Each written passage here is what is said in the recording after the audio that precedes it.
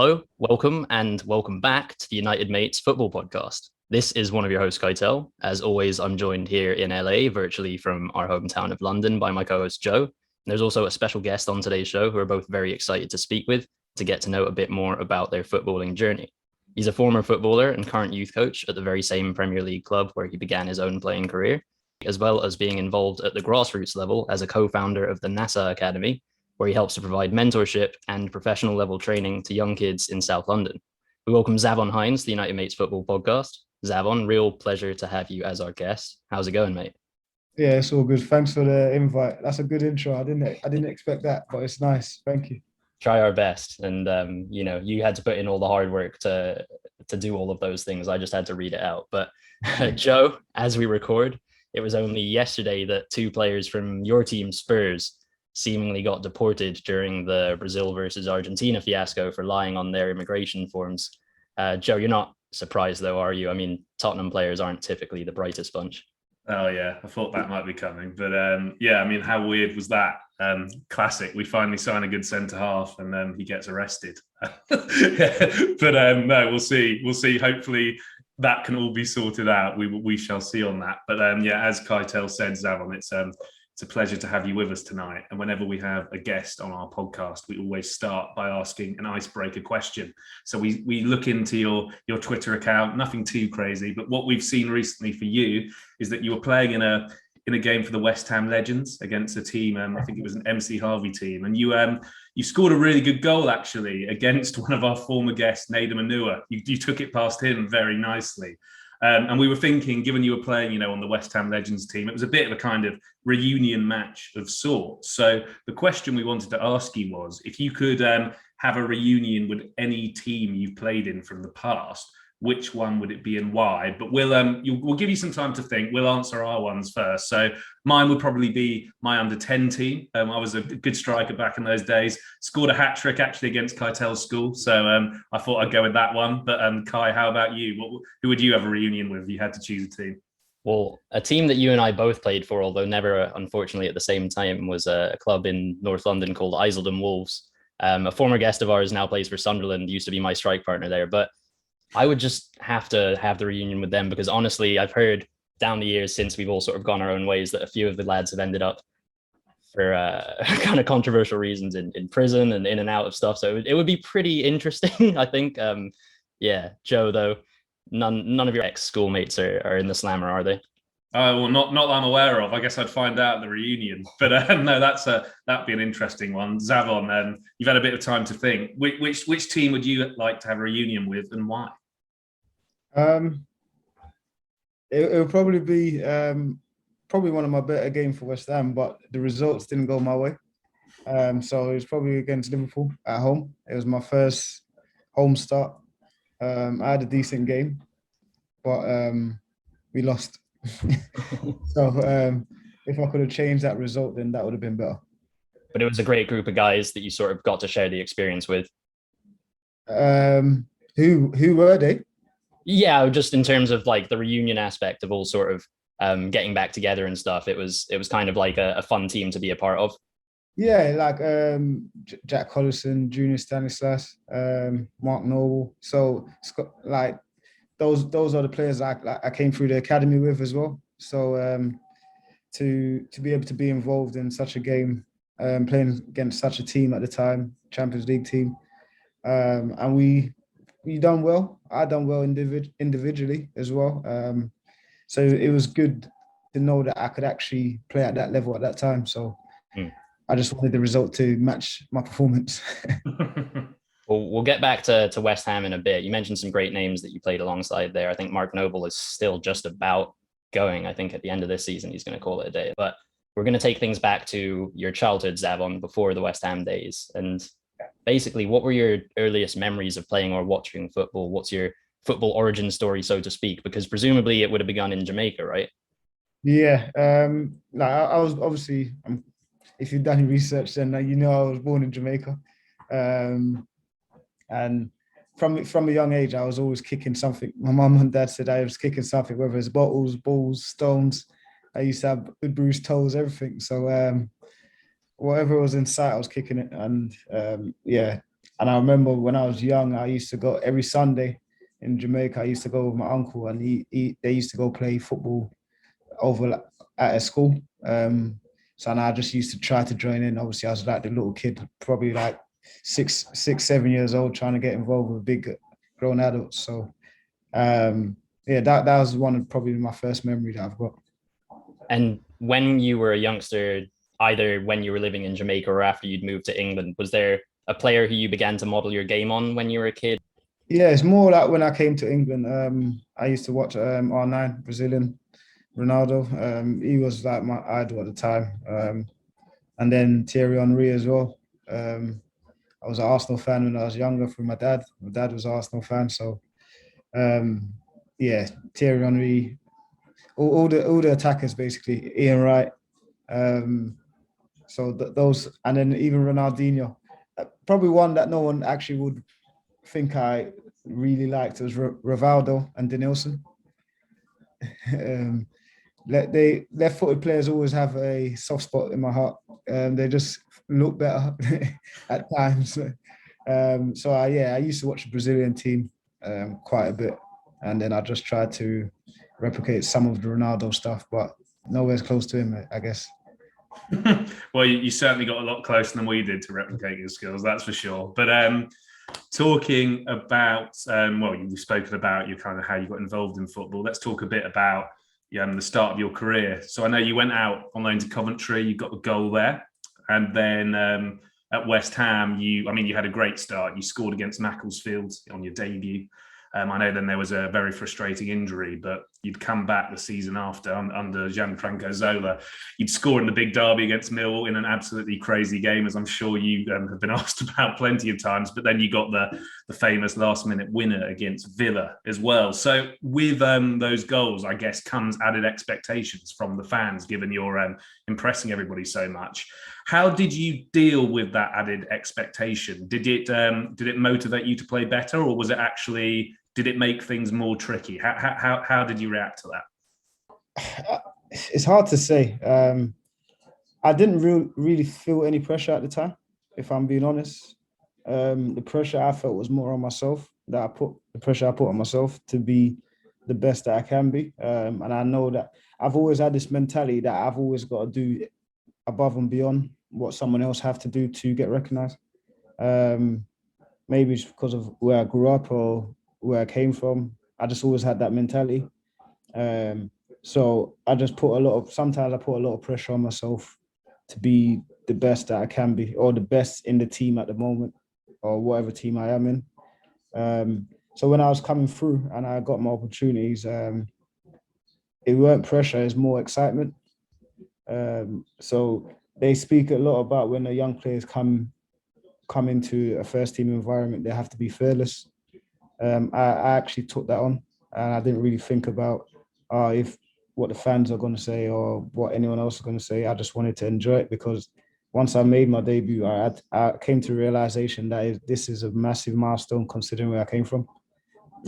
Everyone, obviously, it was tough, but it made me who I am, I guess.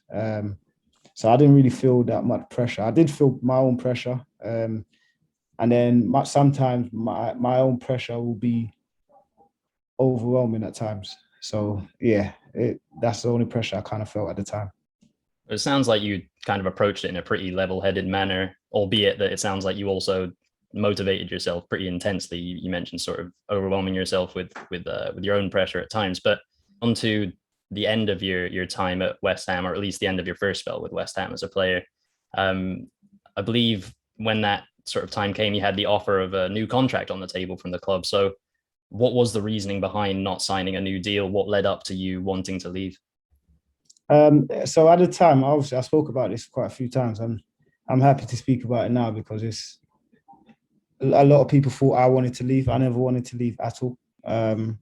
Like they'll say, "Oh, the club offered you a contract, but why do you not just sign it?" But if you understand the details of every contract, there's a lot of thought that goes into it, long term and short term. I wanted to stay, so I left it with my agent to discuss that's their job, to discuss the contract. I just wanted to focus on football, And then Sam Allardyce came in as the new manager at the time. So I got offered a deal before he came in.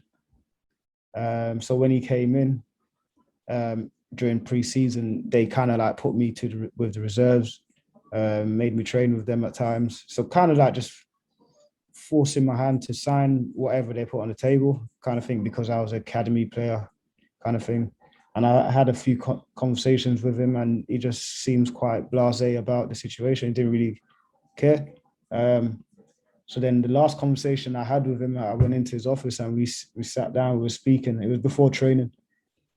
We were speaking, and then he basically just said, if I'm going to sign it, or doesn't matter if I'm going to sign it or not, he's still going to get his own players in, kind of thing. So it's up to me.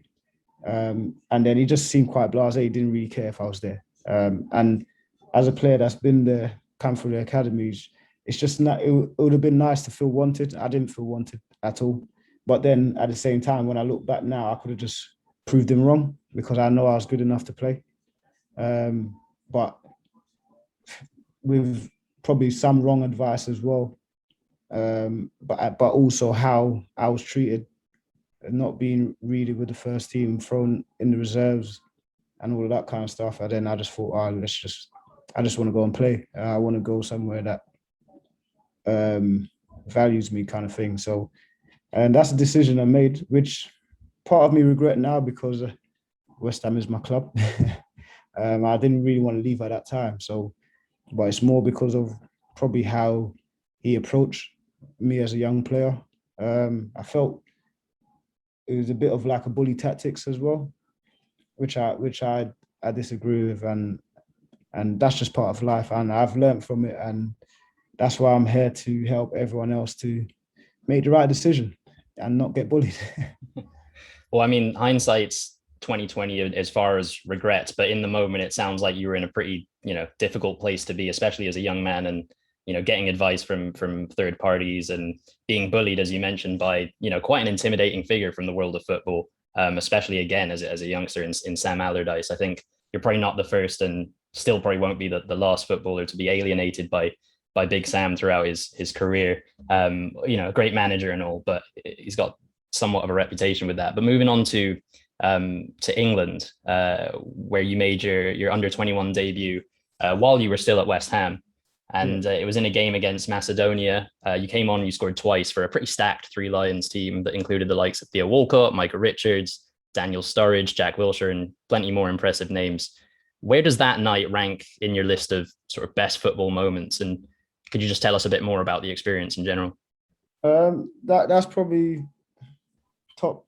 It's definitely top 5. And it is one of the proudest moments for me personally, because I always go back to where I came from. Like me being able to get into West Ham on the 16th, that was a milestone for me. Then under 18s, that was a milestone for me. Then being able to get into the first team, that was a milestone for me. Then now playing for England, that was a milestone for me because it's not easy. And there's a lot of kids out there that want to be footballers. And sometimes when you're in the academy, you take it for granted. And you think, oh yeah, I deserve to play here, or I should be there. So when I look back now, that was a massive, massive, massive moment for me personally because of the journey, the injuries, the setback, family, friends, lost friends, bit of depression as well as a kid, trauma as a kid as well. So when I look back and I'm like come to play for England at Coventry Stadium where I had my first loan, it was special. And then to come on at halftime and then to be able to score 2 goals on my debut as well, playing with some players that I still play now, and had great careers as well at the same time. So yeah, that was a big moment, man. And that's something I look back at and say, all right, like no one could take it from me. You know what I mean? So I'll always smile at that moment. I'll probably brag a little bit as well because I can. But yeah, it's a brilliant feeling. And so there's some moments in football that it's unexplainable. I try to explain it and say, this is how I felt, or I felt excited, I was buzzing, but it's not the feeling. like, you know when you're buzzing, you know when you're excited.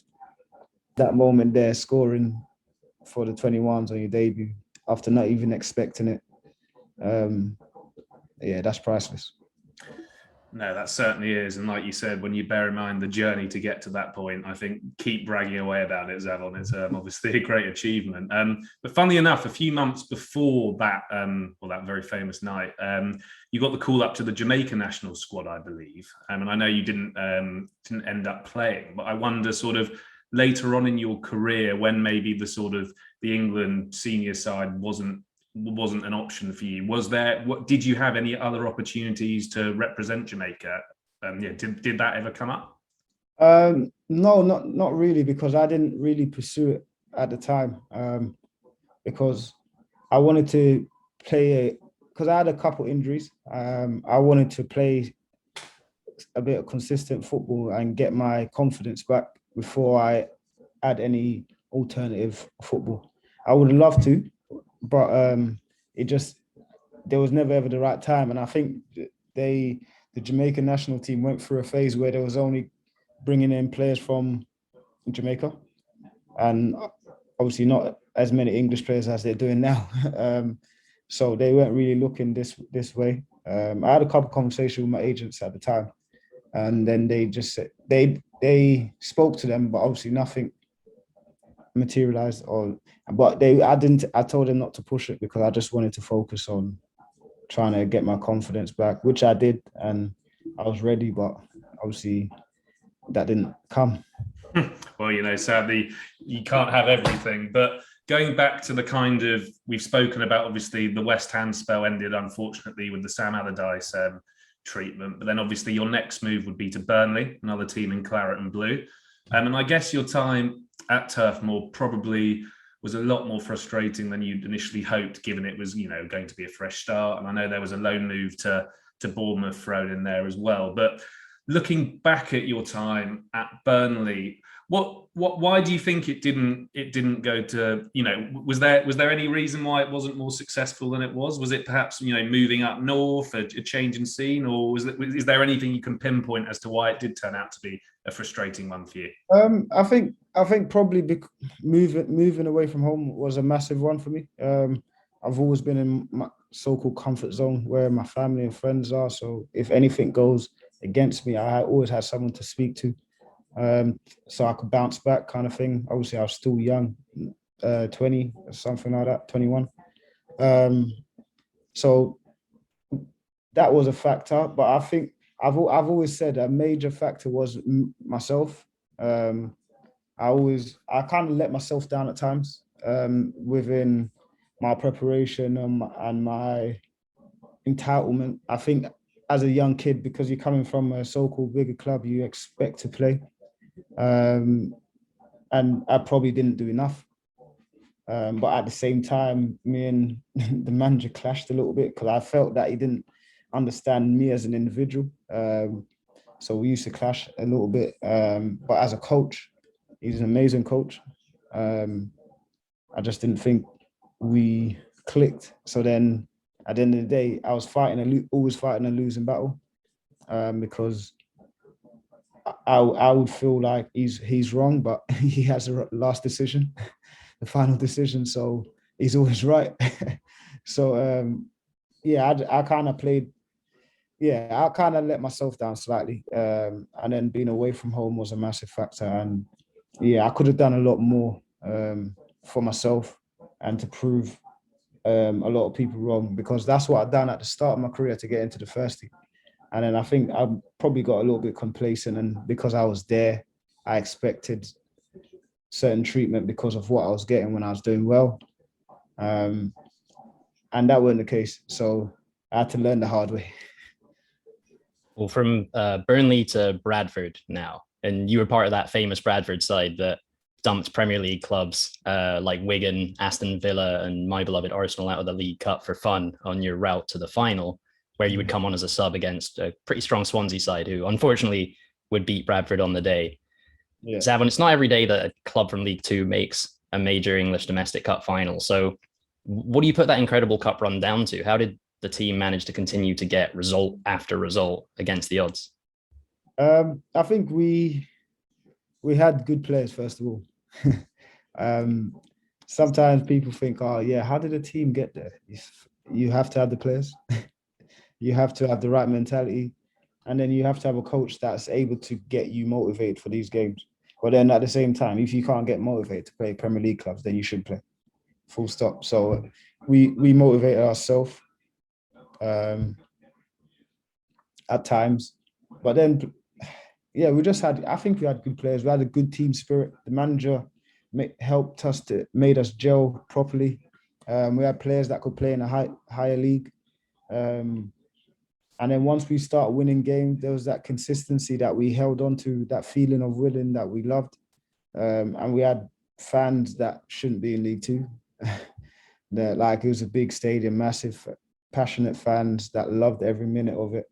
So then now, like, we're history makers in the club's eyes, because no clubs, I don't think any clubs ever done it, or probably one or two, but it's still a rare thing to do.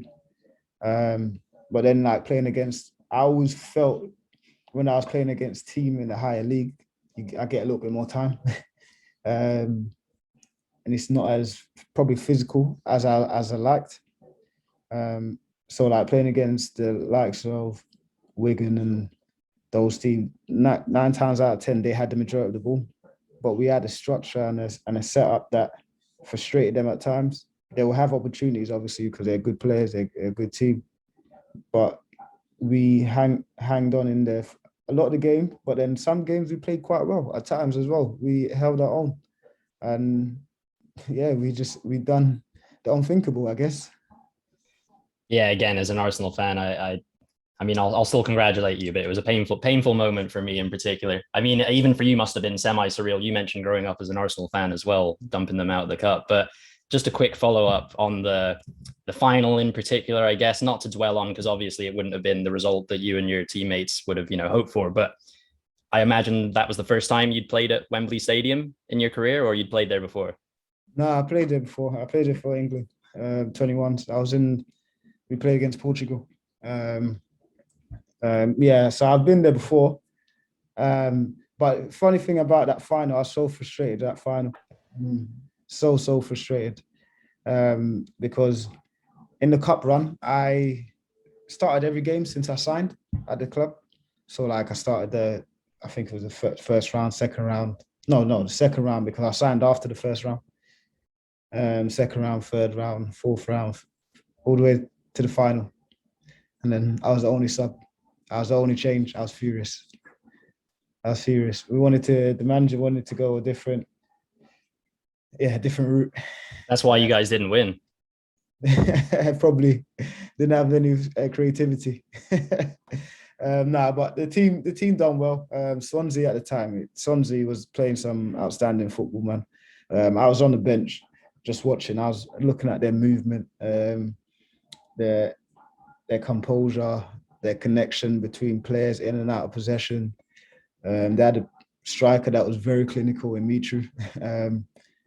And they just had a good team. They had a good balance. And for me, as a young player at the time, I guess, it was good to see and it was good to watch, but not to feel.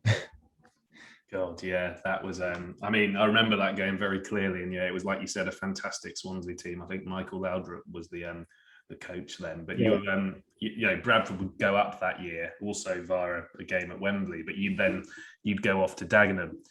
So closer to home. Obviously, you've had a few spells where you're a bit further away, but you'd come closer to home and the goals started coming. You were playing really well, but then obviously injuries would happen, and I'm sure if it wasn't the first time in your career, your knee kind of was an issue for you. So obviously, it's frustrating at any time in a career to get injured, but did it make it even more frustrating when you got that injury at Dagenham, given you were actually, on a really impressive run of form?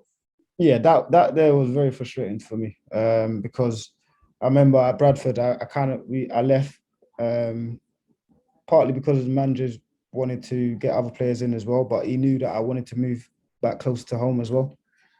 So I only signed a 1-year deal, and initially I didn't really want to go Dagenham because of the perception of Dagenham before their style of play and stuff like that. But Wayne Burnett was the manager at the time, and I spoke to him and Darren Curry, and they wanted to play the way I so-called like to play.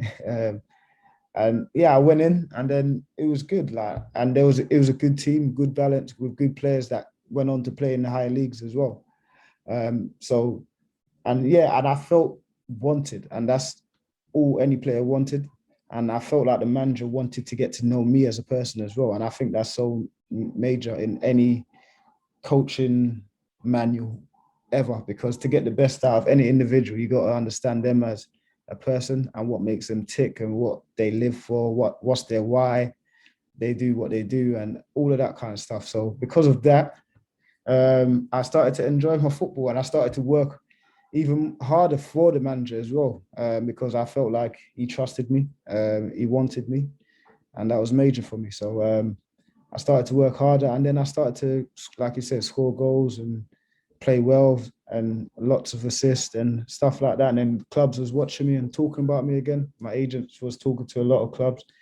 And then I was meant to go somewhere in the January window after 6 months of being there. But because the majority of the clubs knew that I was out of contract at the end of the season, they said, there's no rush to it. Just wait till then. So that's what happened. And then just after the window, an injury came that kind of kept me out for a long period of time. And it's frustrating because I've only ever had 2 injuries in my career, but they've all been long-term injuries. And that's kind of held me back. So then now, when you look back at it, I'll think, I've had a lot of injuries. People think I've had a lot of injuries, but I haven't. I've never had a muscle injury. So I've just had 2 major injuries, which is like ligaments and bones. So it's tougher to take. So that injury at Dagenham came out of the blue randomly. And that kind of frustrated me as well. So that held me back. As someone who's torn their own ACL can confirm, it only takes one big injury to really, really derail your sort of physicality and your recovery, and then the knock-on effect in terms of regaining back to that full fitness. Otherwise, Dagenham seemed like a pretty good match in terms of the amount of time you spent there compared to some of the other clubs who you played for. So it seems like, despite the injuries, it was otherwise a good situation. But following on from Dagenham, you had a short stint at Southend, and then you would sign for Maidstone United in non-league football, where you would make an impact in the half a season that you spent there, and you were able to play more football than you had in years due to the injuries. Just how good did it feel to be back playing week in, week out? So I played a little bit at Southend. I didn't play that much. I signed a 6 month deal towards the end, from Christmas to the end of the season.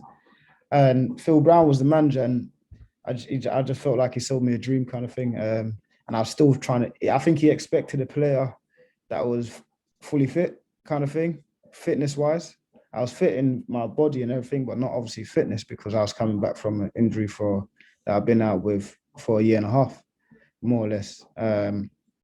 So then I think he expected something that I weren't there yet. So I don't think he wanted to give me the time that he said he would have.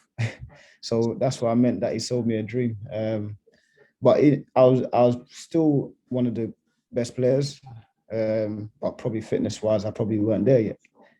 And so then when I went to Maidstone, I only signed 6 months again, from pre-season till Christmas, because I just wanted to play games and just prove my fitness and show people that I'm over the injuries, but I just need to be fit kind of thing. So I've done that and played, if I'm honest, and I hope I don't come across arrogant, but when I was playing in the National League, it just felt so easy. Like genuinely so easy. And I love my time at Maidstone. I felt like, again, felt like one of the most important players. And I was able to express, and every game I'll go out thinking I'm either going to score or I'm going to destroy some defenders. So at times in some games it felt easy. Other games it felt frustrating because of the style of play, and sometimes we'll get caught up into how some team play and then go from back to forward, and it's a bit ugly and bitty. But apart from that, it was okay. I enjoyed it. So then, because I enjoyed it so much, I wanted to show people I could still play in the league, which is what eventually happened. Because obviously, I went to Chesterfield, but they was fighting relegation, and there was a lot of factors within. Once I went to Chesterfield, there's a lot of factors that played a part in basically the club going down, because we had good individuals, but I think as a team, we probably didn't connect or click enough. We had some really, really good players, actually. So it's frustrating. It's frustrating. Yeah, well, it's interesting you talk about the Chesterfield time. Obviously, it's a great club, but they certainly were having some issues around that time. But given the fact that you had to make the drop down to the non-league, National League, and then as we've been speaking about, you played really well for Maidstone and ultimately got a move back up to the Football League. Where does that rank amongst your achievements? Because that it's quite humble to have to take the step down, but the fact you were able to prove yourself and get back up to the Football League, is that something you look back upon pretty fondly? Yeah, I do, because it's rare. It's rare that, especially when you've had a couple big injuries and your name's been slightly tarnished, to be injury prone because of 2 injuries and not several injuries. So people always going to say, "Oh, is he fit?" or is all of that kind of stuff. So people don't want to take the chance. So for me, personally, to prove everyone wrong and to show people that even though I was injured, even a 70% fit Zav could still play in the league. I just had to get the opportunity to get 100% fit. And probably not a lot of people wanted to give that opportunity, which is their right, and obviously their jobs are on the line, so they have to make the decision. So I have to respect that. But I always believed in myself, mainly because of probably where I came from. I had to fight. I had to be disciplined. I had to do above and beyond to get and just a look in. So I understand it. Yeah, well, as you say, football can be a tough business at times, but obviously your fighting attitude throughout your career is evident, given how you bounced back on so many occasions. But obviously in 2019, you unfortunately would make the decision to retire, and I know again from seeing your statement at the time, it was something that clearly for any young footballer who has to retire, it's very disappointing, probably upsetting thing to happen. So I know obviously that must have been tough for you, but looking on a more positive side, since you've retired from the game, have there been any positive changes in your life? Maybe the way you think about things, or what's sort of the best thing that's happened since playing football, I guess, is my question. The best thing probably is me trying to understand myself. Even till this moment now, I don't fully understand who I am, but I'm on that journey to try to understand myself. And because of that, I'm in a good place mentally. So it was tough retiring early. It's not something I wanted to do. But I remember when I went to have the meeting with the consultant, and he said I could continue playing, but like long term, I might be affected massively. And I said to myself, if at that point as well, I kind of fell out of love with just the politics of the game. I always love football, but just there's so many aspects to the game and so many things that happens in the game that probably a lot of people are not aware of. Some people will be aware of, but a lot of people don't see. And that kind of put me in a place where I thought to myself, I'd rather protect my health. I want to be able to play with my kids at an old age. So I'd rather do that than go to work and play in League Two, the National League, which I weren't really enjoying that much. and I thought I could potentially do something that I love, and that's what I'm doing now. So just being able to, one of the major things I've always wanted to be able to help the kids from where I came from. I live by a saying that I want to be someone I never had when I was growing up. So because I live by that, now that I've created, or me and a friend of mine created our academy in Brixton, that helps us give that. Now that I'm back at West Ham coaching, that helps me give that because I've been in their shoes. So I'm able to be that person I never had. So it's good for me. And it humbles me as well, because sometimes you could get caught up in what you've done and not what you're doing. It's good to hear that you've taken a bunch of positive strides since hanging up your boots, and great to hear that you're involved again at West Ham, the club where it all started. And of course, you've got the NASAA Academy that you started with your friend, I believe, when you were having sort of a down period during your injuries at Dagenham. So again, good to see that something sort of positive came out at that time of your career. But how do you approach mentoring the kids and training the kids in a way that might be different to how you were coached or mentored as a kid? And how do you think the impact that somebody like yourself, for instance, could have had on you, a young Zavon, had you been able to sort of have these conversations with you while your football career was just beginning? I don't think I do anything really that much different. If I'm honest, I just try to be there. The main thing is being there. In all, not only physically, but probably mentally, spiritually, whatever it is that they need, just be there. So if they want to vent, I'll be there. Never had that. If they want to be emotional, you could be emotional, but I'll still give you some tough love after, because being too emotional is not going to really help change the fact. So the main thing I try to make the environment fun, enjoyable. Like I said, I try to be there for them as much as possible. And then obviously I see it in their eyes, a lot of them, because I've played the game and they've seen me, or whether on YouTube or Google or whatever, they see me play for West Ham before. I get that level of respect, that small level of respect that probably a coach that came out of uni hasn't got yet. So because I've got that, I run with that a little bit, and then I just try to let them know the facts of the academy life. The facts are, if you don't work hard, someone else will come and take your place that wants to be in the academy. So I help them understand that however I can. And then once the penny drops, they're in a good place, I guess. But I'll feel more pride once I see them in a first team somewhere.